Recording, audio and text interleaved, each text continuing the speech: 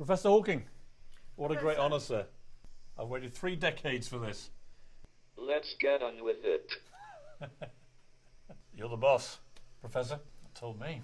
Professor Hawking, first of all, thank you so much for allowing me into your lair here, which is fantastic. My first question is, last time you spoke to this programme was before the US election. You described Donald Trump as a demagogue then. Now that he's been elected and he's been in office for nearly 6 weeks, what is your view of Donald Trump's presidency so far? Trump was selected by people who felt disenfranchised by the governing elite in a revolt against globalization. His priority will be to satisfy his electorate who are neither liberal nor that well informed. We have already seen this in the promise to build a wall along the Mexican border, in the sanctioning of 2 oil pipelines, and the appointment to the Environment Protection Agency of Scott Pruitt, a man who does not believe carbon dioxide causes climate change. This appointment pleases the coal industry and the miners who voted for Trump. Professor, is the global liberal hysteria in reaction to Donald Trump winning the election justified? The reaction to the election of Donald Trump may have been overdone, but it represents a definite swing to a right-wing, more authoritarian approach. There was reported to be a memo that government scientists must get White House approval for any announcements. A similar ruling in Canada had a chilling effect on science there. Everyday life in the United States continues much the same. I have many friends and colleagues there, and it is still a place I like and admire in many ways, but I fear that I may not be welcome. Well, I think you would be welcome, Professor. You're always welcome anywhere. But I am certainly probably likely to see President Trump in the not too distant future. And if I do, what message would you like me to relay to him? He should replace Scott Pruitt at the Environment Protection Agency. Climate change is one of the great dangers we face, and it's one we can prevent. It affects America badly, so tackling it should win votes for his second term. God forbid. Professor, what is your opinion of President Trump's very controversial travel ban? His travel ban brands as Islamic State terrorists all citizens of 6 mainly Muslim countries, but not including America's allies such as Iraq, Saudi Arabia, and Qatar, which allegedly helped finance Islamic State. This blanket ban is inefficient and prevents America recruiting skilled people from these countries. To be effective, it should be replaced by a more selective, intelligence-based approach. But again, I fear this may not happen as Trump continues to appease his electorate. You've been quite critical of the Labour leader, Jeremy Corbyn. Do you think that he can win a general election? I don't believe there will be much chance of Labour winning an election under him. He doesn't come across as a strong leader, and he has allowed the media to portray him as a left-wing extremist, which he's not. It's no good having the right principles if you never get in power. But I will continue to vote Labour. It is the party that matters. You opposed Brexit and wanted us to stay in the European Union. Now that it's happened, though, what do you think is the best way for Britain to proceed? If we must implement a referendum decision to leave the EU, it shouldn't be a hard Brexit as the right wing of the Conservative Party want. That would leave us isolated and inward-looking. Instead, we should retain as many links as possible with Europe and the rest of the world, particularly China. A main worry for the British people was the feeling that Eastern Europe migration would take their jobs and undercut their wages. The majority voted accordingly, and I see this as short-sighted. It is a mistake to cut ourselves off from the world economy. If we pay ourselves more than is justified by our productivity, our exports won't compete. This will lead to a fall in the value of the pound, which in turn will cause inflation and balance of trade problems. A few people will get mega rich, as is often the case, but the majority would be poorer. By remaining in the EU, we would have given ourselves more influence in the world, and we would provide future opportunities for young people. But leaving Europe threatens Britain's status as a world leader in science and innovation. The 5 most powerful people in Britain right now are all women.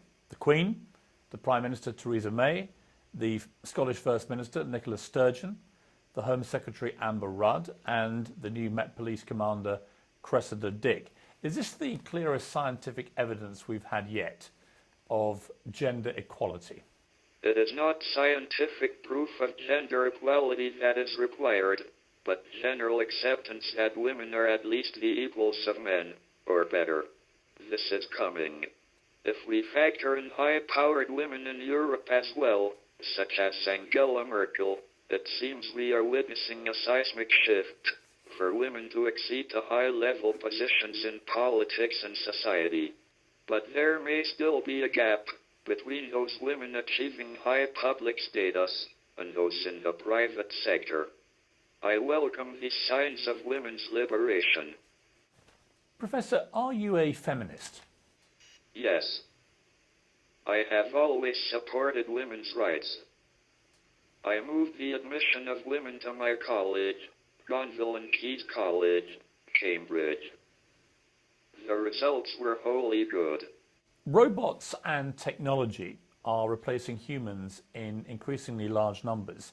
This, many argue, is helping fuel the kind of populist anger which led to Brexit and the election of Donald Trump. Is artificial intelligence going to be the end of us? And if it's not, how do we best work with it? The election of Trump was caused by a reaction against globalization, not by artificial intelligence. Ever since the start of the Industrial Revolution, there have been fears of mass unemployment as machines replaced humans. Instead, the demand for goods and services has risen in line with the increased capabilities. Whether this can continue indefinitely is an open question, but there is a greater danger from artificial intelligence if we allow it to become self-designing, for then it can improve itself rapidly, and we may lose control. 7 new planets have recently been discovered. Should we restart the NASA space program and go pay them a visit? The recently discovered system of 7 Earth-sized planets is 39 light years away. With current technology, there is no way we can travel that far. The best we can envisage is robotic nanocraft pushed by giant lasers to 20% of the speed of light. These nanocraft weigh a few grams and would take about 240 years to reach their destination and send pictures back. It is feasible and is something that I am very excited about. The Dalai Lama, when I interviewed him recently, told me the meaning of life is happiness. What do you think is the meaning of life? I have no idea, but I do remember when I was happiest. It was 1967, and the birth of my first child, Robert. My 3 children have brought me great joy, and I can tell you what will make me happy: to travel in space. I have already completed a zero-gravity flight which allowed me to float, weightless, but my ultimate ambition is to fly into space. I thought no one would take me, but Richard Branson has offered me a seat on Virgin Galactic, and I said yes immediately. Since that day, I have never changed my mind. Professor, you solved the mystery of life, but have you ever worked out the mystery of true love? Thankfully, this is beyond human reasoning, and should remain so. Many people, Professor, think you are the most intelligent human being in the world. Do you agree? And if it's not you, then who is it? Present company accepted, obviously.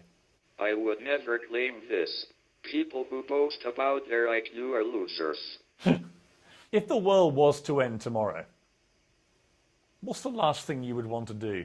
Being with my family and listening to Wagner while sipping champagne in the summer sun. You recently branded humans fat and lazy. Why are we like this, and what is the solution? I never said this, but obesity is a serious problem in the Western world, and I have recently supported a global health initiative driven by Swedish charity GenPep that encourages people to move and exercise more. If you were forced to live on a desert island with 3 other people for the rest of your life, who would you choose to be with? I couldn't survive with only 3 other people.